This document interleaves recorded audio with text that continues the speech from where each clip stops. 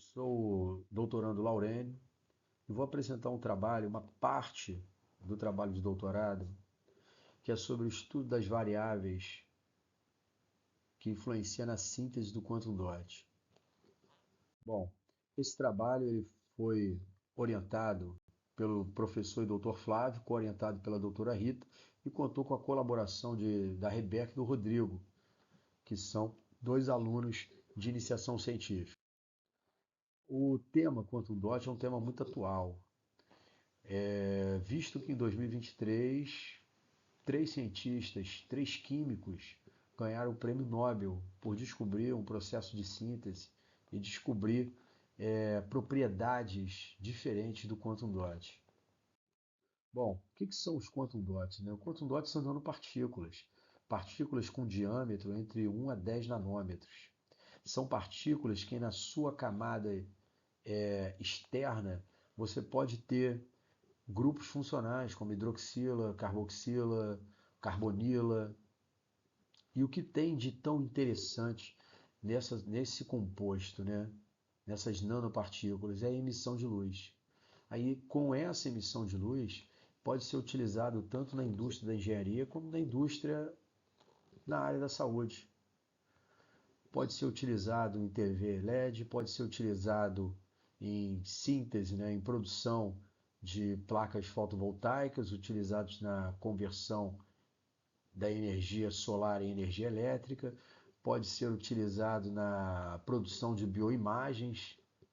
Então, é um material que tem um grande estudo em cima e pouco se conhece das imensas propriedades que podem ser utilizadas. Bom, o processo de síntese ele conta com dois grupos, bottom-up e top-down. Qual a diferença? A diferença é como que você vai estar trabalhando com o precursor.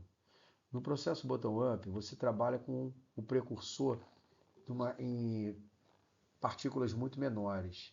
E você vai fazendo um aglomerado e essas partículas chegam em torno de 1 a 10 nanômetros de diâmetro. Então você trabalha de baixo para cima.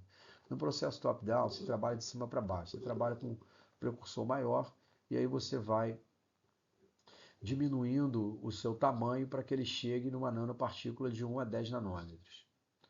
O processo bottom-up ele conta com pirólise, ultrassom, processo térmico, né, utilizando ali aquatérmico. Então, já o processo top-down, você já utiliza a oxidação eletroquímica e a abração a laser. Então, é um processo um pouco mais caro.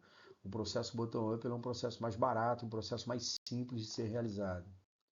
A metodologia conta com a parte qualitativa, que foi a busca de artigos científicos do ano de 2020 a 2025. Esses artigos científicos, claro, que com o tema de quantum dots, todos os 50 artigos selecionados, o que eles têm de semelhança é o tempo de reação, a temperatura de reação e o rendimento quântico. E todos eles pelo processo de síntese utilizando a pirólise. Feito isso, foi selecionado de cada artigo a temperatura, o tempo e o rendimento quântico. E desse rendimento quântico foi diferenciado em alto, médio e baixo. Alto de 50% a 80%, médio de 20% a 50% e baixo abaixo de 20%. Foi feito planejamento experimental com designer de duas variáveis, né, que é temperatura e tempo, e com pontos centrais. E criou-se um diagrama de superfície de resposta para poder ver qual é a melhor temperatura e o melhor rendimento. Nesse diagrama, você consegue identificar que temperaturas mais altas exigem tempos menores. Então, se trabalhar com temperatura de 300 a 280, 260 graus, vai ter que trabalhar com tempos de 0,6 a 1 hora.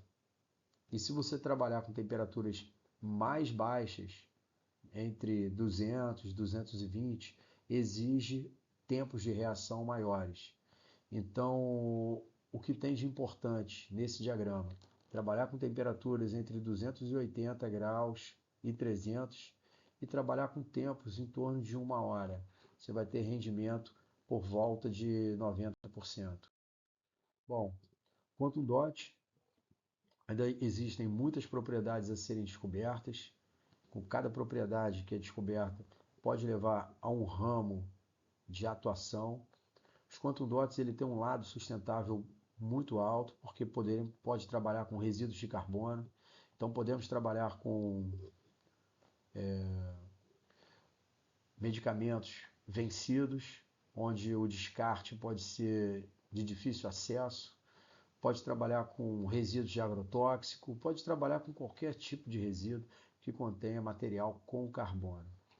Algumas referências foram utilizadas, referências do recente, né, do ano de 2021, 2020, que são referências importantes para a confecção desse trabalho.